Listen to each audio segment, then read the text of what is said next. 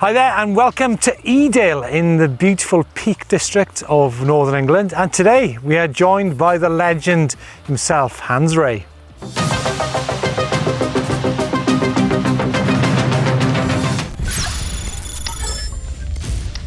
Hans, thanks so much for bringing me to this absolutely stunning setting. Look at this, huh? That's the Peak district, Derbyshire, and they have a very beautiful pub at the bottom of the trail.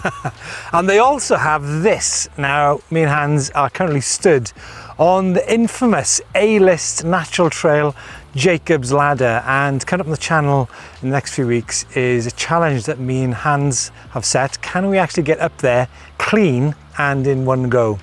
But Hans, great to see you. Your shoes. What's that all about? Why have you brought one shoe in your backpack? Well, this is it. This is a super technical climb, even for e-bikes. And I often ride with flat pedals nowadays. Yeah. But for super technical stuff, you sometimes have an advantage if you clipped in. Right. But sometimes you don't want to be clipped in. So what I do is I've been riding, I call it halfway Ray.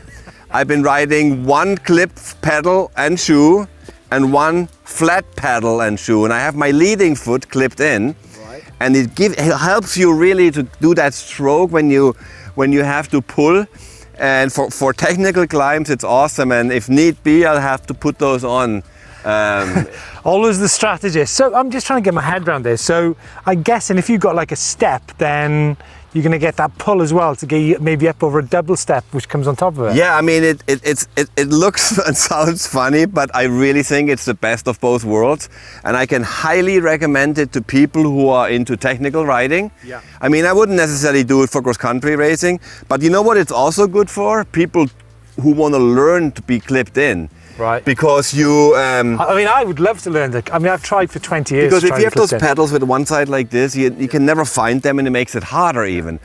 And if you have your front foot clipped in, your back foot is the one that dabs most of the time. It's quite interesting actually. Are you left foot forward or right foot forward? I'm left foot forward. So, okay, right, yeah. So the rear foot and sometimes on those e-bike climbs or even steep downhills, you have to put your foot down. You have to do it really quickly. Yeah. And just that clipping out is that much too long sometimes. So what else have you got planned for the rest of the year? What have you got on the cards? Well, I'm right now on an extended Europe trip. Done some trips over to Livigno and done some stuff with Danny McCaskill, and really? yeah. So what, up in Scotland? Yeah, and then that's coming out, and then I'm going to do the Malverns Classic and a few other things, and then in the fall I'm going to do one of my urban adventures. Yeah. I call it Slay the Bay, and that's going to be Trans San Francisco. Guys, if you've not seen any of Hans's urban adventures, check them out. I particularly like the Los Angeles one, but the one in Naples was super cool too. But yeah, what do you call it? Slay the Bay. Slay the Bay, yeah. Yeah, we're going away from the word trans. It has such a different meaning in these days. And in mountain biking terms, Trans Alps, Trans Andes, it makes sense. But I'm going to go, and this one is going to be called Slay the Bay Area in San Francisco, that is. Very cool. Hans, thanks so much for bringing us to Peak District. Like I said, folks, tune in to Hans's urban adventures and also our video of whether or not we can do Jacob's Ladder. Wow, it's great to see Hans still smashing it out there on an e-bike. And with that pedal setup, that looks pretty amazing to me. I think you might be nicking that one off your hands, giving that one a go. Definitely looks like it could help you out. But time for some news then. Well, we've had the Verbia e-bike festival kick off recently, and it looked like an amazing time. Sadly, we weren't there this year, and it is on our to-do list. Definitely next time around. But they had 3,000 participants in the events out there, 500 e-bikes there being tested, so there's going to be loads more e-bikes on the trails. That's definitely going to be a good thing. But the talk of the event was the Tour de Mont Blanc, and of course there was some epic racing and equally epic scenery going on. And let's take a look at some of the results then. Well, there was 36 international athletes there, including 2 Olympic athletes and 1 world champion, Marco Fontana and Natalie Schneiter, just to name a few of the amazing athletes that were there. And of course, the big race had loads of great action, as always, and it was the French duo of Kenny Muller and Jerome Gillot on moustache bikes who brought home the win. And in the ladies, it was the Swiss ladies, Natalie Schneiter and Cornelia Hug, taking top honours on their Trek bikes on that first day. But as we know, it is not a one-day affair. It was a repeat from the French duo, Kenny Muller and Jeremy Gillot, taking the win and overall win. But things got a little bit shaken up in the ladies category, with Leah Deslanders and Nadine Sapin taking the win and the overall on their high bikes. And as I say, that event is absolutely epic, and we are definitely going to be there next year. And some bike news. Well, Rottwild, however you say it, I've got some exciting bikes in their lineup for 2022. They've got the RG375, which is a gravity-based lightweight bike. Now this has a 375 watt-hour battery built into it, so it's a super lightweight gravity machine for hitting downhill runs, free ride and downhill shuttles. Could be just what we're looking for. And the spec on this bike, well, listen to this. So this bike's 180mm travel, it's got a full carbon frame, 375 watt-hour battery that has a push button release, which is super easy, that you can just do with your thumb. It's got an EP8 motor on there pumping out 85 Nm of torque, rolls on 29-inch wheels, and it's got a starting price of €8,999. And another bike from those guys which is really exciting me is the Ultra 40. Now this is a gravity style bike. It's got 200mm travel front and rear, 500 watt-hour battery on there, Bros Mag S motor, rolling on 27.5 wheels, and the starting price is again €8,999. So if you're into your gravity style riding, I suggest you go check Rottwild out and take a look at these machines, because they look pretty amazing. And some more German news from a company called Revolut, who have added a 6-speed internal geared hub to the market, which could spell an end to those transmission woes that we currently have with our e-mountain bikes. Now this is a 6-speed hub which is powered by a single speed chain on the outside, and of course those 6 gears that are inside the hub. Now this is a 400% gear ratio, meaning that you've got a good spread of gears from that easy climbing gear all the way to that hardest gear to get that top end stuff for like downhill runs.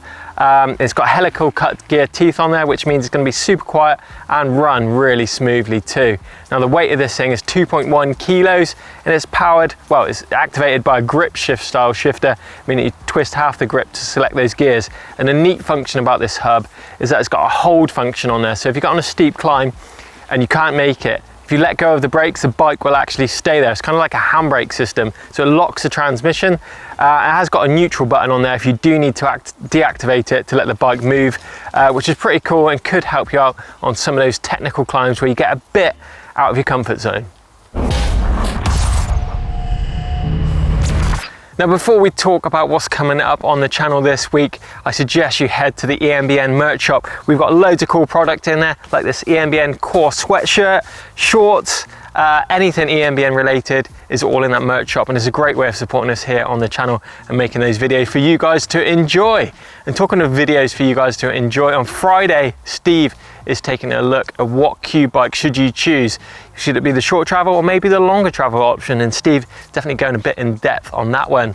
And then on Sunday, I'm going for a ride in winter versus summer on a Levo SL to see how much range actually makes, how much difference those seasons make to your range. And on Monday, we're going to the real cost revisited. So the real costs of running an e-mountain bike. You might have seen that video, and there's a lot of controversy about that. Steve, again, is going a bit more in depth and chatting to a few different people to get their perspective. So check that one out too.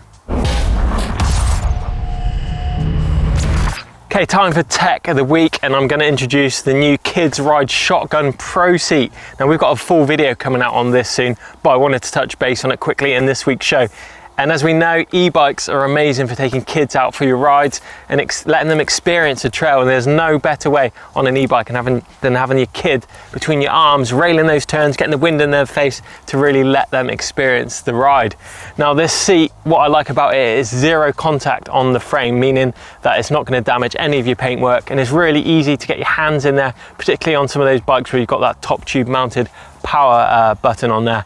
And talking of fitting this bike, well, it fits on a standard 1.8" steerer up front, and most seat post sizes out back, so from 27.2 to 34.9 mil, and the adjustability of this thing is second to none too. You can literally slide the seat forward, backwards, you can tilt it with the quick release levers, and of course extend those leg supports, and you've got these little safety clips to keep your little ones feet in contact with the seat too, and it is great for getting out there and giving those kids an experience of that e-bike feel.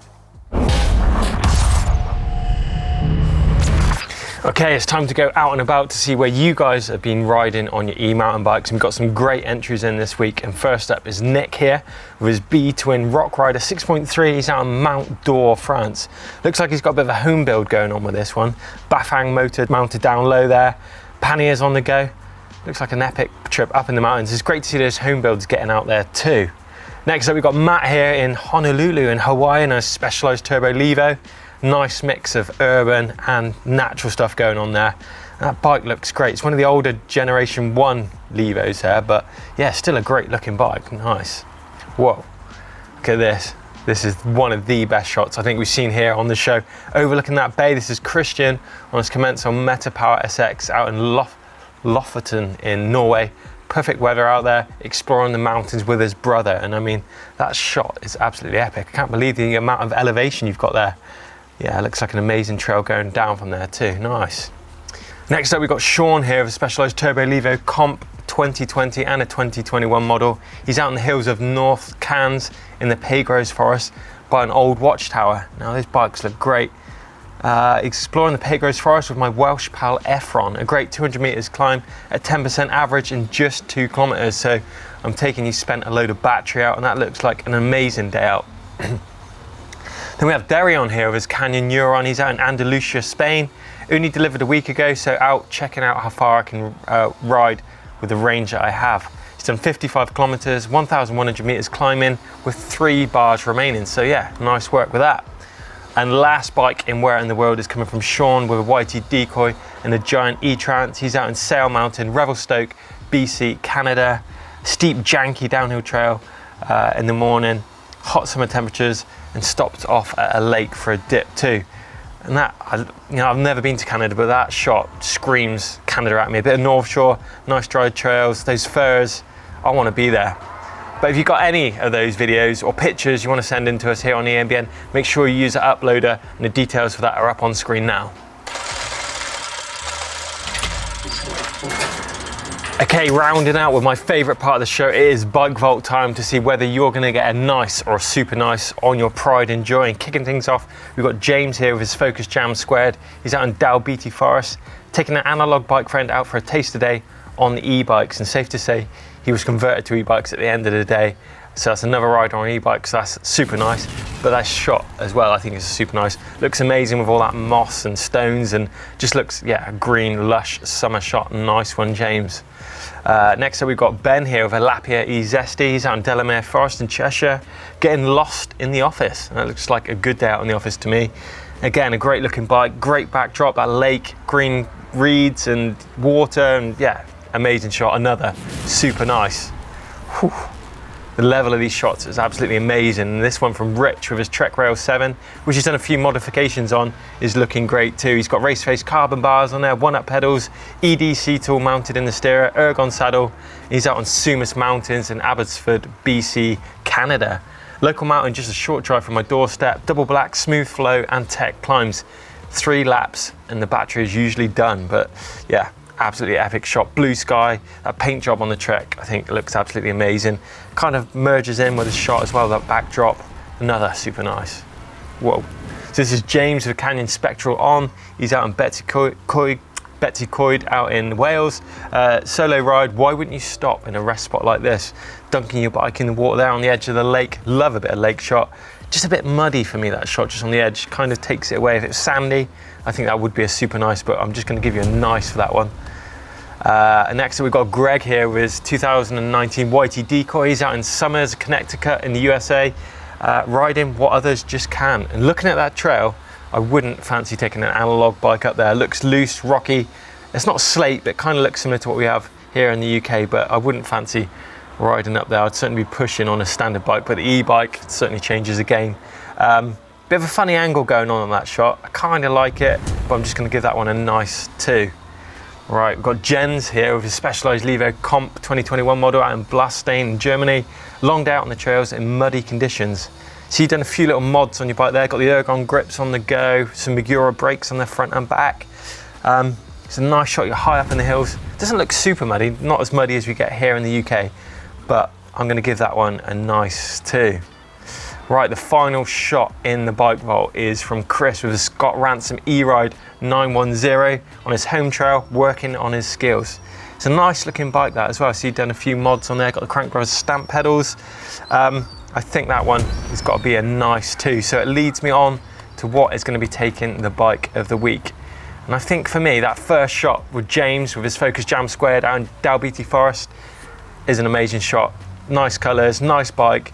Perfect. So that takes the bike of the week for me, and that is it for this week's show. But as ever, get involved in the comments box down below. Let us know what you think about Hans Rey and his setup that he runs on his e-bike. Give us a thumbs up if you enjoyed it, and we shall see you next week.